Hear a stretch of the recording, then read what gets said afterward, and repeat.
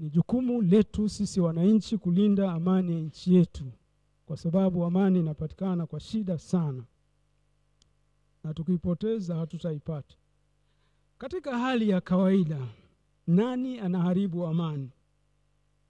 Anayetumia nguvu na kusitiza uchaguzi uende anavyotaka yeye, au yule anayesema jamani, turudi mezani ili tuangalie mifumo yetu ya uchaguzi, kwani mfumo wa sasa hauwezi kutupatia viongozi wa haki na kweli.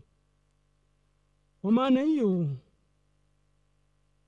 kama amani inapatikana kweli kwa kurudi mezani, kwa maana hiyo wote waliokamatwa kwa kudai haki, wakiwemo viongozi wa vyama vya kisiasa, waachiwe haraka na bila masharti, na wengine wasikamatwe wala kusumbuliwa, na pia mihimili isiingiliwe, mbali itende kazi zake kwa haki.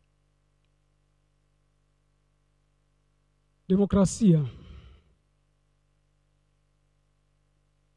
Madikteta wengi duniani na hata hapa Afrika hawataruhusu uchaguzi ufanyike, kwani wataogopa uchaguzi ukifanyika hawatachaguliwa, na kama wataruhusu uchaguzi wataharibu mifumo ya uchaguzi ili wabaki madarakani.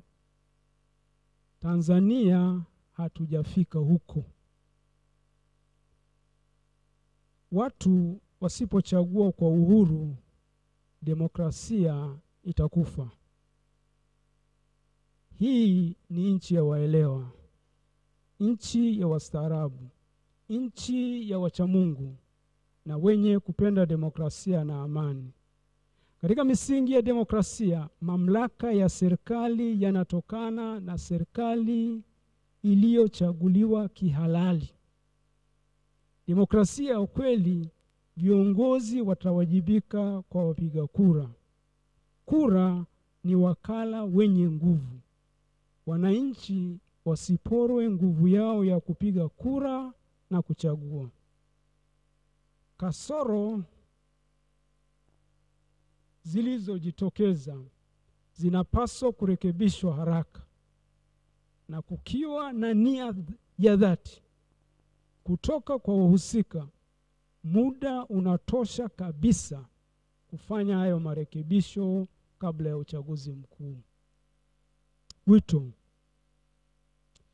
ya kwanza, tuiombee nchi yetu iwe nchi ya amani na kuwa na viongozi wa haki na wazalendo. Ya pili, sauti na vilio vya watu visikilizwe. Tatu, wahusika wakae na wadau wote wa uchaguzi kuruhusu mabadiliko yale ya lazima kabla ya uchaguzi mkuu. Mwisho, kila mtu amwogope Mungu na kuisikiliza dhamiri yake, sauti ya Mungu inayozungumza ndani mwetu. Mwisho, kwa ninyi ndugu zangu Wanalindi na wengine mlioko hapa, na watu wote wenye mapenzi mema na nchi yetu, na watakia Pasaka njema ya furaha na amani.